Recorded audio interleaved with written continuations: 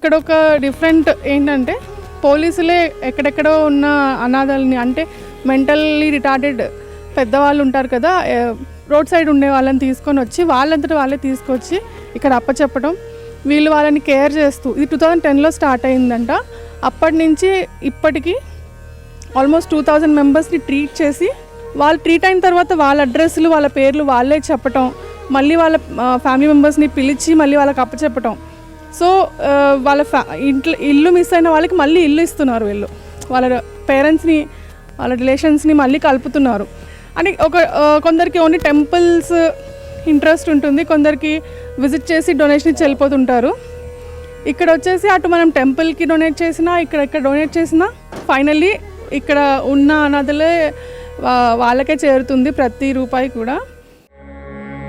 ఓం శ్రీ పుణ్యలింగేశ్వర స్వామినే నమః. దాతలకు సేవామూర్తులకు విన్నపం. ఈ అభాగ్యుల పట్ల మీ దయాహృదయాన్ని ఈ వీడియో చూడటం వరకే పరిమితం చేయవద్దని మనవి.